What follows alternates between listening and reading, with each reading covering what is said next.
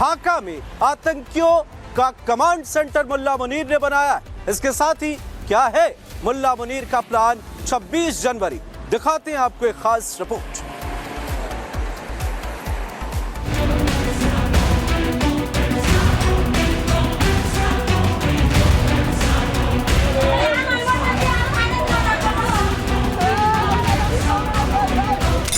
कि ये suicide waste और पहन के ये बॉम्ब भारत के अंदर के आतंकवादी कोई ब्लास्ट करवाएगा और उनके टारगेट थे 26 जनवरी।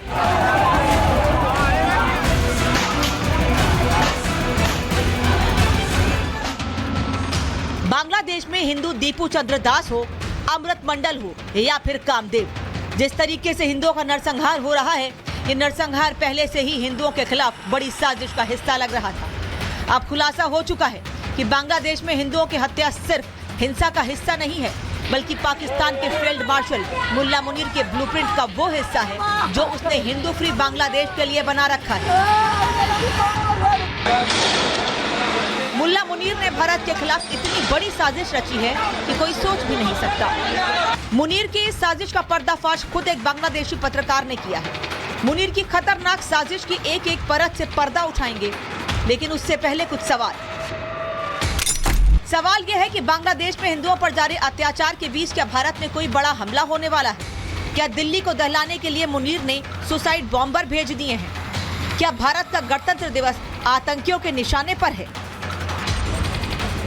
ये सवाल इसलिए उठ रहे हैं क्योंकि बांग्लादेश के पत्रकार सलाहुद्दीन शोएब चौधरी ने मुनीर के मंसूबे जग जाहिर कर दिए हैं। बांग्लादेश के पत्रकार के मुताबिक 500 से ज्यादा सुसाइड बॉम्बर 26 जनवरी को भारत में हमले की तैयारी कर रहे हैं और ये हमला मुनीर की मुहाजिर रेजिमेंट के द्वारा कराया जा सकता है। कि इसी पाकिस्तान सेल ने बांग्लादेश में एक मुहाजिर रेजिमेंट तैयार की। मुहाजिर रेजिमेंट जो बांग्लादेश में जो अटका हुआ पाकिस्तानी है, जो उर्दू में बात करते हैं, इन लोगों को लेके, युवा को और लड़के को लड़की को लेके एक 5000 की एक महाजिर रेजिमेंट तैयार कर रहे हैं और इस महाजिर रेजिमेंट में कम से कम 500 सुइसाइड स्क्वाड, सुइसाइड अटैकर है। और आप जानते हैं कि 2 दिन पहले ही ढाका के नजदीक एक मदरसा में एक बहुत बड़ा धमाका हो गई और अभी पुलिस को पता चला कि वही मदरसा में एक्सप्लोसिव बम तैयार कर रहे थे और सुइसाइड वेस्ट तैयार कर रहे थे और उनके टारगेट थे कि ये सुइसाइड वेस्ट और पहन के ये बम भारत के अंदर ये आतंकवादी कोई ब्लास्ट करवाएगा और उनके टारगेट थे 26 जनवरी। ऑपरेशन सिंदूर में पाकिस्तान के तथाकथित हिटलर मुल्ला मुनीर को जो जख्म मिले थे, उन जख्मों को मुल्ला मुनीर बांग्लादेश में हिंदुओं को जिंदा जलवा कर भर रहा है। इसके लिए मुनीर ने ढाका के पाकिस्तान हाई कमीशन दफ्तर में आतंकियों का सेल बना रखा है।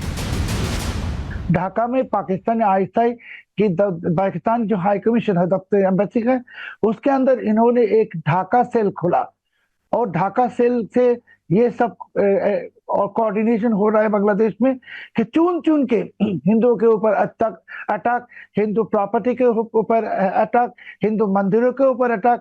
सब मिला के आप कहेंगे कि ये हिंदू की एक नरसंहार चल रहा है, जिसके हेड है एक ब्रिगेडियर पाकिस्तान आर्मी की, इसके नीचे एक कर्नल है और 6-7 मेजर है और ये सब मिलके ये सब प्लॉट्स को इम्प्लीमेंट कर रहे हैं।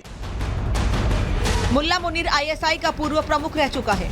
इमरान ने पीएम रहते हुए मुनीर के बिल्ले नोच लिए थे, लेकिन आईएसआई में आज भी मुनीर के प्यादे हिंदुओं के नरसंहार की प्लानिंग और प्लॉटिंग में लगे हैं। ये सिर्फ हम टारगेट किलिंग नहीं कर सकते, ये हिंदुओं के ऊपर जाति नरसंहार चल रहा है, जाति संहार नहीं, नरसंहार के वो बांग्लादेश को एक हिंदू फ्री बांग्लादेश बनाने की कोशिश में इस्लामियों। भारत और बांग्लादेश के हिंदुओं को नफरत की आग में जलाने का प्लान बनाने में मुनीर अकेला नहीं है, बल्कि बांग्लादेश की अंतरिम सरकार का मुखिया मोहम्मद यूनुस भी मुनीर की जिहादी ब्रिगेड का हिस्सा है। खुद यह खुलासा बांग्लादेशी पत्रकार ने किया है। यूनुस आज के दिन के लादेन है।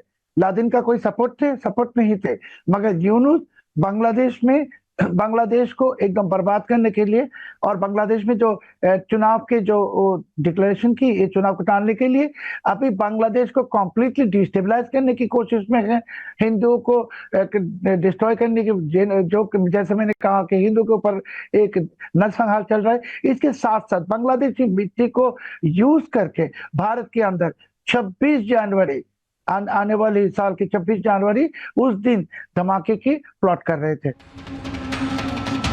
बांग्लादेशी पत्रकार सलाहुद्दीन शोएब चौधरी ने रिपब्लिक भारत पर जो खुलासे किए हैं, उसके बाद भारतीय सुरक्षा एजेंसियों का सुपर अलर्ट हो जाना लाजमी है। लेकिन मुनीर ने दिमाग की कोशिकाओं में भारत और हिंदुओं से नफरत वाले कैंसर के जो कीटाणु पाल रखे हैं, इनको नष्ट करना अब जरूरी हो गया है। ऑपरेशन सिंदूर 2.0 अब वक्त की जरूरत हो गया है। Bureau report, Republic Bharat.